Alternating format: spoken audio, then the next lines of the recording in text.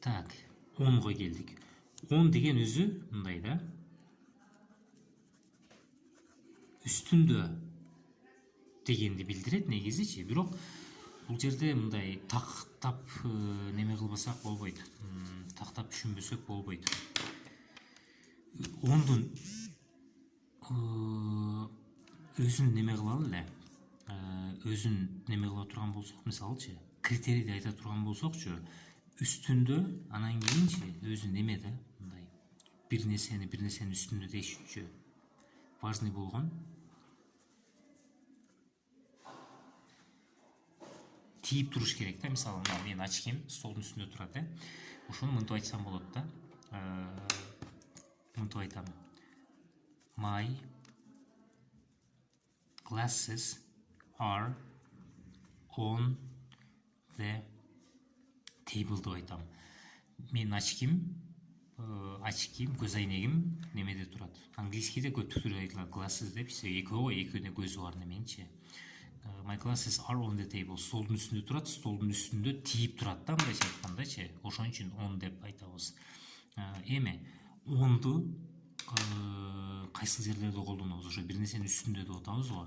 Мына on деп туруп, мисалчы, on the roof, крышада десеңчи, мисалчы, roof там, on a car, мисалчы, машинанын үстүндө десең, мисалы, on деп туруп еще немелерди колдонобуз, карагыла.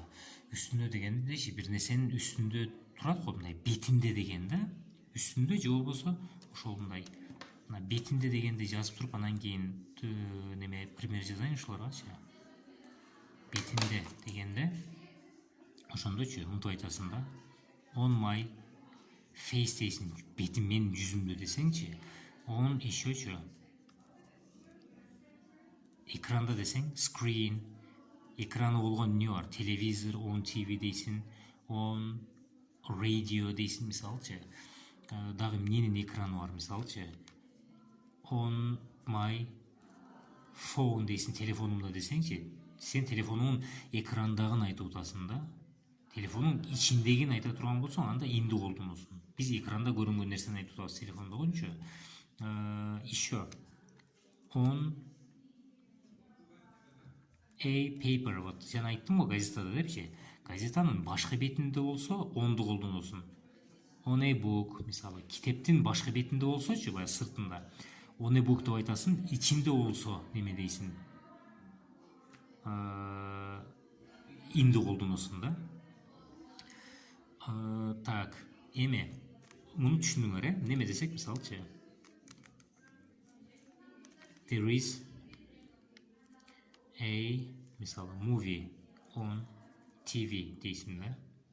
Же болбосо there is a, десең, мисалы, there is a cartoon деген мультфильм on неме десең, мисалчы, КТР десең, КТР каналында десең, ушинтип айтасың, онду колдонуп айтасың да.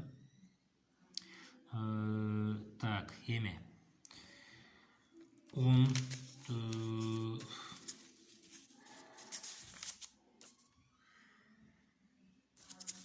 уланталы, таза немеге жазайын. Так, онду уланта турган болсок, важный болгончу бул мына бол да. Public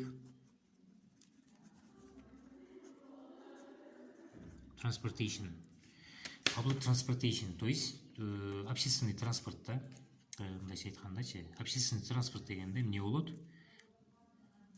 Автобус, там, мисалы, самолет, поезд,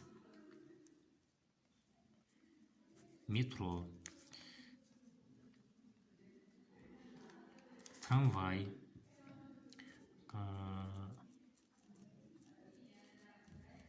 троллейбус, кеме, чоң пароходто десек, мисалчы, десек, ушуларды неме кыла беребиз, колдоно беребиз да. Ондочу, бирок важный болгон нерсе мынаны билишиңер керек обязательночу.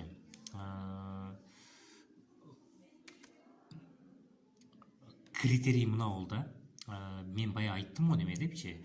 Могул жерге эмне үчүн немени жазбадым? Машинанын таксин жазбадым. Себеби машина менен таксидечи сен отуруп кете аласың. И басып жүрө албайсың да.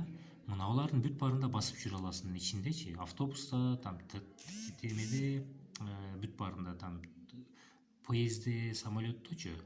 Эгер ичинде басып жүрө алсаң, онду колдоносуң да. Ошондо мынтип айтасың да. Каердесиң десечи, I am on a bus деп айтасың. Же болбосо,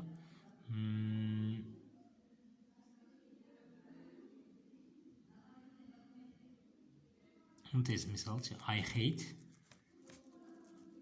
sleeping on a plane десең, мен самолет укташты жаман көрөм деп атасың. Мындай десең мисалчы, I travel деген саякаттоо.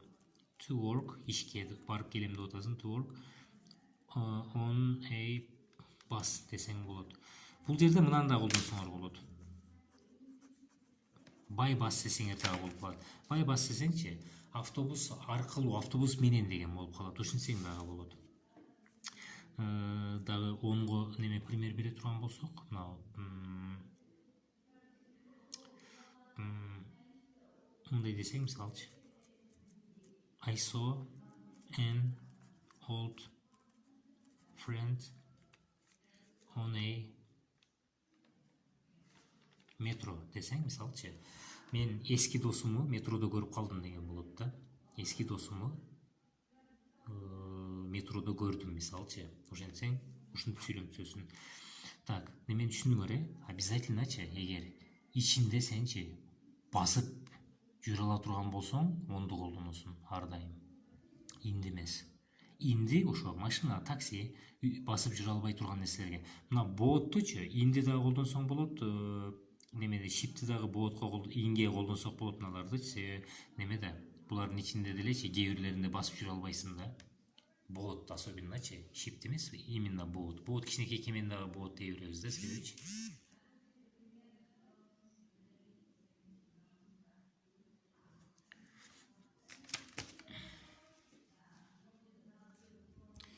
Так, эми онго дагы пример бере турган болсок,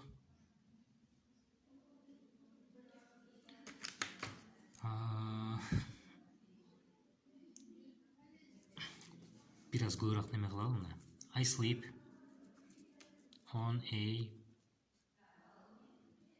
couch. Couch деген диван. Жанагындай диванга окшогон да, мындайча айткандачы, диванга окшогон немелерди couch деп айтабыз. Диванда жатам, дивандын үстүнө жатасың го сенчи, или мындай десең.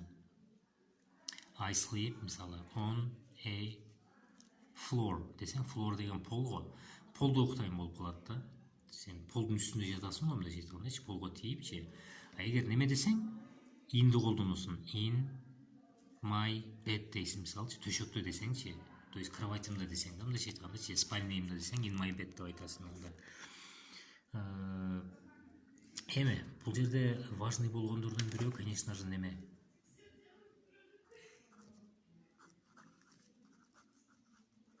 In the street и